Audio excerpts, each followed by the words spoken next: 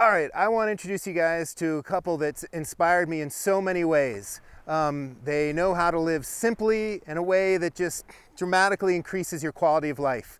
They generate all their power with a very small, simple solar system that costs $600. One-time payment, power for life. I'm going to show you how they are living in balance with their aquifer, their groundwater. So they use primarily well water, but in a way that they give back more water than they take out, as natural recharge is in balance with their very tiny amount of extraction. I'm going to show you how that they are cycling carbon, how they are cycling fertility. So they're putting all nutrients back into the system, including humanure. What's that? Think about it. We'll show you more. And show you how to cook with the sun for free, how to use a number of really simple, accessible strategies to heat and cool yourself for free in the according months. And they live in a very small house behind me here that they built themselves for about $5,000. No house payments, no rent, no utility bills here. And there's so much more I'm not even mentioning. So it's these folks right here, David and Pearl, huge teachers of mine, huge inspirations, and not just of me, but of the surrounding community. They also hugely inspired me and others to get a whole mesquite milling effort in Tucson and beyond, and so much more. So watch this video, you're gonna get inspired, and also check out the show notes, because I'm gonna link to all kinds of amazing resources they put out on their website for free. Keep watching! Here we are with David and Pearl. With their what's the square footage of your house, David? 128 square feet. So can you guys show me your water source here? Sure.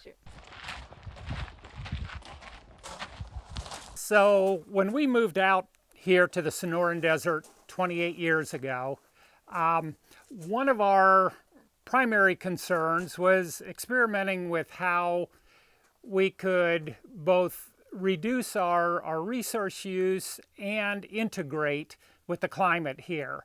Water is critical in the desert, obviously, and we wanted to see how far we could reduce our water use without impacting our quality of life. And we decided to, as an experiment, to use a rule, which is that we can use as much water as we want, but we have to lift every drop we use.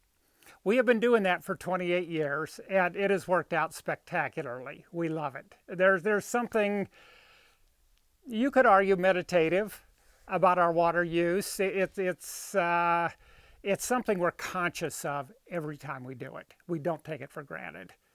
Water is heavy, and when you lift it, you know you're doing something. And so at any rate, this is our single water spigot. It is pumped here from a solar powered pump in a well. And part of the way we make this work is that all of our water use is right around this water source. So we have our shower bucket here. We shower outdoors. Our shaving, teeth brushing stand is right here. This also serves as a laundry stand. We can put this bucket here, pour water in it. Fill it with water from the faucet there. Yep. Do our laundry. This is the dishwashing area. And just one clarification. Sure. So you're using the bucket water as your laundry water? Is that right? Or you're using it? No. We will fill a bucket here Okay. and dump it into there. That's basically our water carrying bucket. Right. Is Right. Awesome. Whereas the bucket, that's for showering. This bucket is for showering Or hand or any washing. other water use, like you would use a sink. Nice. Right. And why is it black? It's black for two reasons. One, it's a plastic bucket, and black will last longer in the sunlight than any other color of bucket by far. And also, it absorbs the sun, solar energy during the day and helps to warm the water. So by midday, we have warm water to wash our hands. We have an agreement, we each do our own laundry, okay? we have somewhat different standards. So I'll show you mine first. Okay.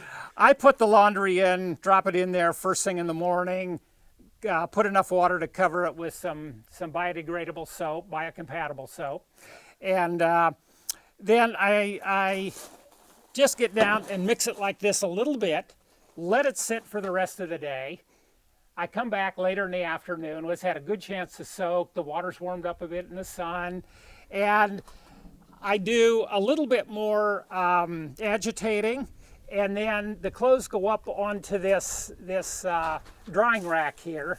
I should say rinsing rack, and it drips down into the mulch basin. The mesquite here makes use of it, and then I usually do a couple of rinses and hang it up. That's it. Nice. Yeah, it's easy. Where do you hang the clothes? We have clotheslines that fasten from here across to there, and another one over there. Okay. And so they're just hung here under the ramada. Awesome. Yeah. All right. And Pearl, how does your system differ? Well, it depends on how many clothes there are. If it's just a few, I'll just get down like he does and use my hands. If it's really a big laundry, I would take my shoes and socks off and wear a pair of shorts and tread the clothes like this. But with just my own clothes, usually not necessary.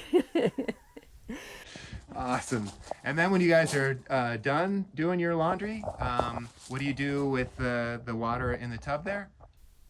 The same thing that we do with all of our used water. I hate to call it wastewater because it's not, it's a resource. Okay. So another source of that is greywater. So dishes are done out here. We in two basins, and then we empty them into the greywater bucket, and whether it's the greywater bucket or the laundry tub, it's carried out to one of 7 different mulch basins around our place. There's a tree in each mulch basin, a native. Can we, although you don't have water in there, can you walk us to one of those so we can just see where you take that water? So I'll just point out that that's the Sunday tree. And a Sunday mulch basin right here. So we'll just pretend a minute that it's Sunday. Yeah.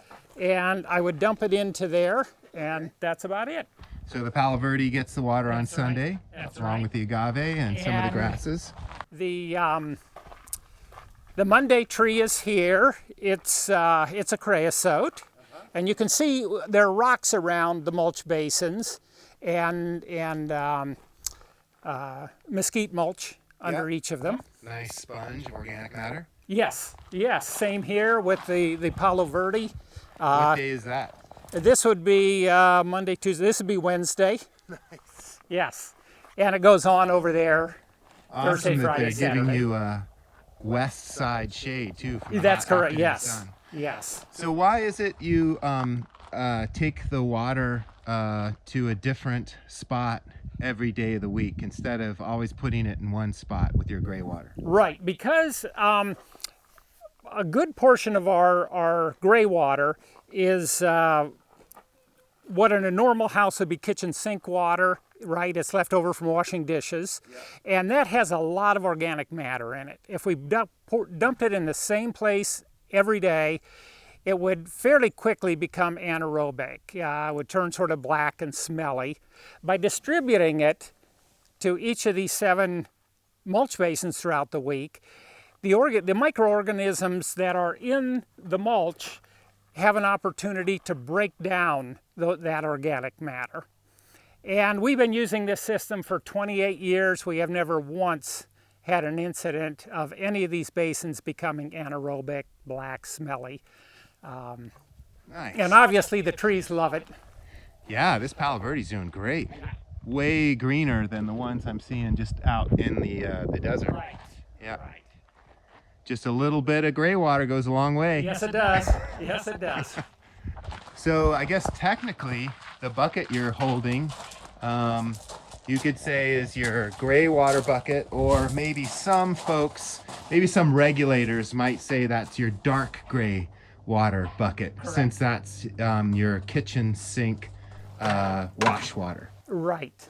And it would be dark gray water if we were dumping it in depositing it in the same place every day, but we don't. We distribute it, and as those same regulators are fond of saying, the solution to pollution is dilution. So we dilute it by putting it on multiple wash basin or gray water basins throughout the week. Nice, awesome.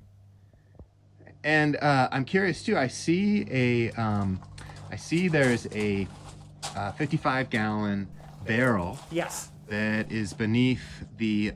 You've got the gutter from your porch roof going into that. Yes. What is that rainwater? What's going on there? Right. It's rainwater, and it's used to irrigate this circle garden, Oh, nice. which provides us with leafy greens, salad greens throughout the winter. So these are super lush greens. I mean, this is amazing. Yours, it's so much better than mine back home. And mine's good, but whew, this is rocking. And I love how close you have your garden to the house. Like, you're not going on a hike to get your greens. And Well, that's actually an important part of the water system too. So we use the rainwater specifically to water the garden, and just a very simple system with a dip this in, and you want it close. Yeah. So. Awesome. And how often are you? So we're in winter here in this. We're in southern Arizona. This is almost on the we're on the winter solstice almost. It's tomorrow. Yeah. So in these cooler winter months, how often are you watering the garden here, and how many watering cans? When we have it open like this, 1 watering can a day. Now, I would have to say that in the past, in other years, by this time we would have like a plastic greenhouse cover over this. Yeah. And that really keeps the condensation in, and it will take maybe 2 of these a week to keep it going. But it's really too warm for that right now, which is unusual in December at this time of year. So we haven't even put the plastic cover on yet. Like, some folks, when they hear that you guys have this rule that you can use as much water as you want, but you got to carry it all, some people might flip out. But you're going very short distances in carrying anything. I really think that's key to it. Having all your water use locations very close to the water source, and if you do that, it's really, really not a big deal. We averaged about 7.5 gallons per person per day. So we're using about 15 gallons of water a day between the 2 of us. Nice. Which seems really generous to me. Oh yeah. You know. Oh, that's great. We don't skimp on water. Nice. Right. Yeah. Awesome. And it seems too that while you have the well water that you're using for drinking, cooking, so forth, but then you've got the rainwater that you're using for your garden and so forth. It seems like you're coming at things from 2 ends, in that you're reducing your need for water, but you're also diversifying your sources of water. Yes. True. Yep. Yeah. We have also calculated that if we needed to, we could direct all the rainwater from the roof into, say, a large 1,000, 1,500 gallon tank if we needed to, and get all our water from that. Oh, wow. Yeah. Right now, we have overflows on the water, the rainwater collection, so that each one of those barrels will go to one of the basins where we put our greywater, the tree basins. So it gives a little additional rainwater to those trees. Nice. I'm gonna just go up and take a quick look at that. Sure. So we've got the rainwater coming from the gutter, downspout, filling the tank, and then it's overflowing, and you have a, whoops, let me make sure I did that right with my finger. The water coming in, filling up the barrel, and then overflows. And is it a subsurface Yes. Distribution into this mulch basin? That's correct. Yes. But like David said, if we feel like we could actually live on rainwater if we had a much larger system. Much larger tank. Tank, that's right. We haven't, and we've actually thought about doing that. Mm-hmm. So what's your average annual rainfall here in Cascabel? Historically, it's been about 12 inches. I think recently it's been really varied depending on where you're at. Neighbor of ours just up the road got, I believe it was right around 13 inches this year. We were probably closer to 7 here. Wow. Yeah. Okay. So let's say you got just 7 inches of rain in that year. What's the square footage of your roof? Because you've got a very small house by U.S. standards. Yeah. Our Ramada is a good bit bigger than the house. The Ramada is 12 feet by 24 feet. Okay. And the roof on the cottage is, think about that, it's a 10 by 18. So that's a very small roof area, again, compared to typical U.S. roofs. And that roof alone would provide all your water needs for the two of you for a year. Yeah. Woo! Yeah. Right. I'll give you another example. We have friends and neighbors here who are operating off a roof, collecting rainwater from a roof that is about 14 by 16. They're here typically from the 1st of November until sometime in late March, April, sometimes longer. All of their water use comes from that roof, which is far smaller than ours. Wow. Yeah. And it's even generally close to full. Yeah, most of that time. Do they live fairly similarly to you in that, so you all don't have a great deal of outdoor water use. So the typical single family household in the US, 30 to 70% of the water they consume is used to irrigate a landscape. Oh, wow. And it strikes me here, you've got your native food-bearing desert trees that you're giving your greywater to and your rainwater overflow. And then you've got your vegetable garden. But are there any other outdoor water consumptive uses? No. No.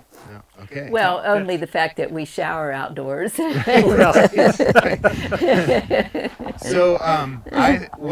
what really inspires me about, well, one of the many things that inspires me about what you guys are doing is you're able to make a small water budget go a long way because of your very creative conserving measures. And the other thing I just wanted to say is, for me, like, this isn't a chore. This strikes me as fun. Okay, so like watering this, okay, when you get greens that are that lush and good, that is awesome. When you're able to shower outside and see the wildlife and whatnot, and if you're showering at night, see the stars. I mean, that just seems amazing. And that seems like a really easy bathroom to clean. We never clean it. That is so good. You're so right. You're so right. It's beautiful and it's so simple to maintain. Yeah. So yeah. Nice. Yeah. And knowing that, when we shower, all that water is going down into to the basin that's right below it. Yeah. And that then is this tree we planted specifically for its roots to go down and take advantage of the shower and hand washing water. Nice. And as that grows, that's going to give you some really great east side morning shade. Correct. In the hotter months. Yeah. Nice. Awesome. And it's great that being a velvet mesquite, this has been a warmer, cool season, but when temperatures do drop, it tends to drop its leaves and gives you Yes. that sun. That's when you right. want it. That's right. That's Yeah. right. So we have the screen over the rainwater catchment barrel, and that's just so that mosquitoes and other insects don't go in and lay eggs and start larvae in there. And then there's a cord with a spring here that this is one of David's signature creations. So we just take that off, lay it down, and dip in with this watering can.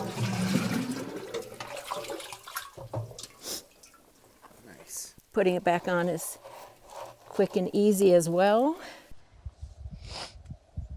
Do you have any issues of rodents or anything that could get into the water that screen keeps out? Or because you've got the barrel so high, that's not an issue? We haven't had any problems in the past. We've never had rodent issues. No animals have ever gotten in. So Pearl, seeing your solar heated black bucket for the shower water, how do you get the water in that bucket? I know that's your water source, but how do you get it in there? Okay, so you can see it's hanging from a hook up here, and we went to a thrift shop and got a large lid to cover that, and then this is a pretty big cutout in the lid so that it's easy to fill, and then take if we're just filling it for hand washing and so on during the day, just take water from the faucet here.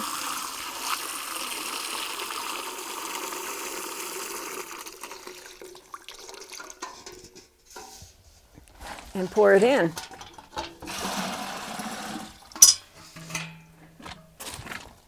How much do you Put the need lid back on and hang it back up. How much do you need for a shower? Like how many?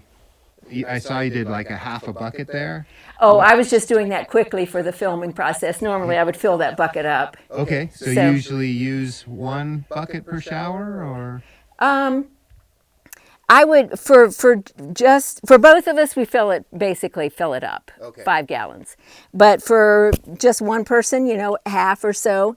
But we would not just take the cold water. We would go over to our water heater, which is right here also. Okay.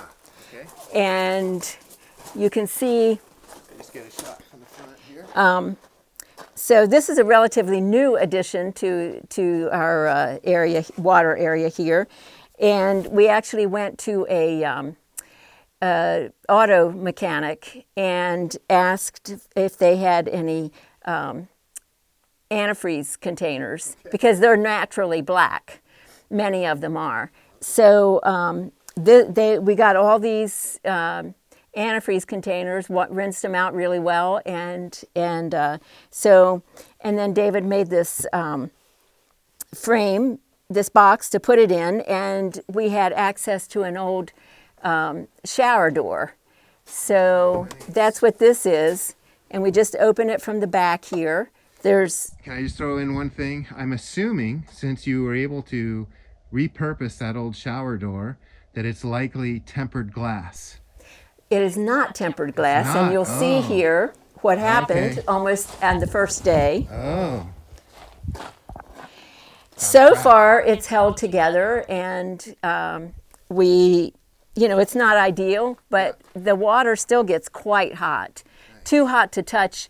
Last evening, David just put his finger in. We didn't shower last night, but he just put his finger in, and he'd said that would be too hot to use for a shower. And that was probably 9 o'clock, I'm thinking. So 9 p.m. Yes. So well after. So well after the sun the sun had been down for hours at that point. So you can see we have this DIY weight system here that holds the door the shower door so that you don't have to keep hold of that. We have two pot holders here, and so we just carry one of these over, or 3 or 4 or however many we need, and pour that in. Now normally I would start with these if I were doing shower water, and then temper with cold water as needed. Yep. And then this can just be refilled nice. and put back in. So you've got a lot of those antifreeze bottles in there. So about 11. Do you use that much hot water? No. No, the whole system is based around the shower door, which we had. Okay. So, but it is a great feeling to know that if you need, like I'll use 2 to 3 of these to do dishes late in the afternoon. It'll be super hot by that time. And then if we want to shower in addition to that in the evening, we would probably use at most 8 of them, I would say. But so it yeah. looks to me like this thing would just crank in part because you've got such a large aperture. So you've got so much glass facing the winter sun. Right. And then you've got the black bottles, and it looks like for your bottom course you've got some high mass pavers. We do, and actually it's up here too. Okay. So they're accumulating heat during the day and keep helping to keep the whole system hot longer in the evening. Nice. So so when David was touching the water at 9 p.m., so 3.5 hours after the sun had set, that Mast was probably helping hold that heat a little longer. Yes, for sure. Right. And those blocks are up off the bottom of the box a little bit. They're sitting on 1x2s that run the length, so that the hot air in here gets all around each block. Nice. Not just on the top. Oh, that's good thinking. If we wanted even hotter water, we could paint these patio blocks black. But so far, it's plenty hot enough. Nice. So. Nice. Yeah, I love that you turned multiple wastes into resources. An old thrown away shower door and a bunch of thrown away bottles for the automotive fluid. Yeah. You can imagine they were amused at the. Well, then there's entertainment for many on top of that. Free entertainment, infotainment, because they're learning. So I'm curious how you brought that water over there. Right. How do you? That's probably pretty heavy because water weighs, what is it, 8.5 pounds per gallon? Correct. Right. And it looks like that's a 5-gallon bucket. So if David can do this pretty easily, but if I just get under it. Ah, awesome. So you're mostly just using your bone structure and your leg muscles. Yeah, right.